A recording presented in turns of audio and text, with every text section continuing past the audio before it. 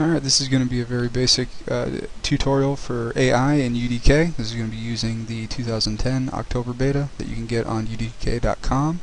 So all we're going to be doing today is I'm going to show you how to do spawn bots and have them fire and stop fire based on player visibility. So basically what we're looking at is just a simple, they can see you, they fire, they can't see you, they stop. So to create a action like this, I've set up some preliminary things like trigger volumes, which are going to fire off the events. We're going to go into Unreal Kismet, and we need to start by adding a actor factory. Now this actor factory is what's going to control the spawning of the actor. We need to set up a couple of things in here. We need to change the actual actor factory here. Needs to be changed to a UT Actor Factory AI. Once this is set up, we need a controller class of UTBot and a pawn class of UTPawn. This will give the AI the proper information in order to work. Then we change the team index to 1 and make sure they have a default inventory, or else they won't start with any weapons or anything at all. So now once that's set up, we need to select a spawn point, which is going to be an area inside the level that they're going to spawn at. Personally, what I use is these notepads, and you can actually find them inside of the content browser, and then actor classes, and then info, and then not info, actor classes, then right here on note, and you can drag and drop that into the world. The reason I use those is because then you can go into the properties and type in notes and what enemies you want to use to keep it organized for later on when you get bigger encounters. So I have this one named enemy 01. So that's selected. We're going to go back into Kismet. We're going to do new event or new object variable using note 1. And that's going to be the spawn point for the bot.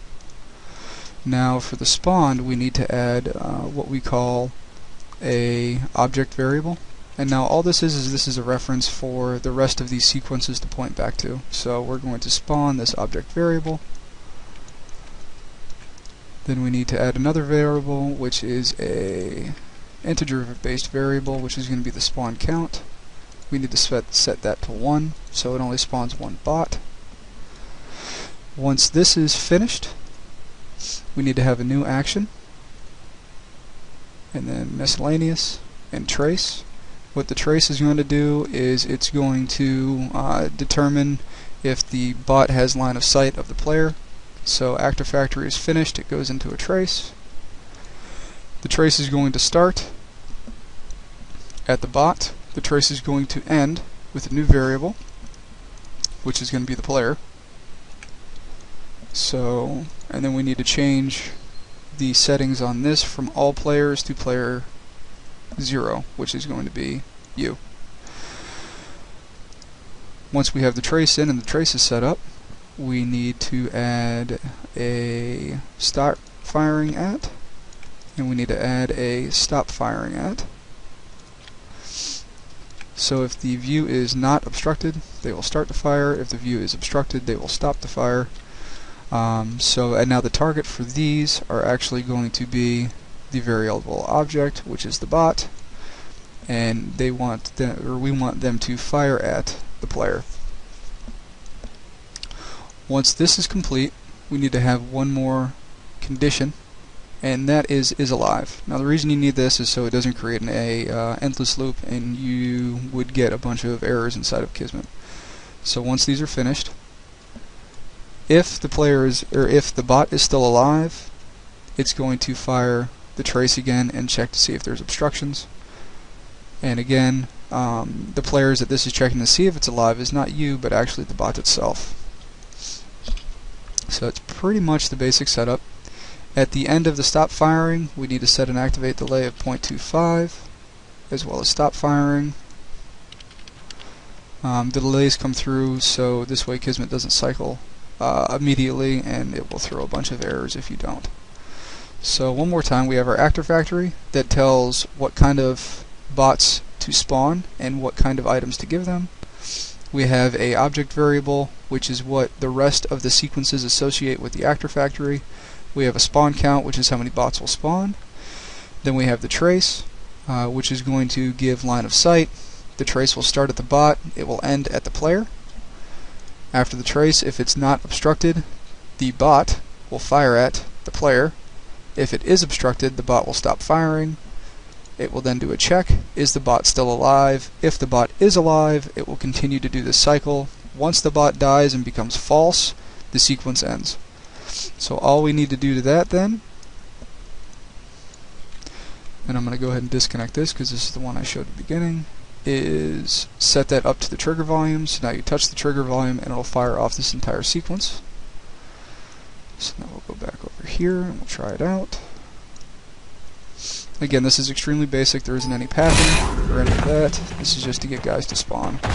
So now you hit it, and he spawns, he fires, you go behind cover, he stops firing, and you come out. When you kill him, you will get an object has no handler error, but that's really no big deal, and then the sequence is over. So that's really it. The only thing I've added in here, like I said before, are basic trigger volumes, as well as a simple nav mesh to stop errors and whatnot from coming up. Once you have the entire sequence finished, you can do things like you can link the deaths of one AI to spawn another, which I've actually done right here. So this is false. So once that is dead, it will spawn this guy, and once he is dead, it will spawn this guy, and then this guy. So essentially, you can get pretty creative with it. Go from here.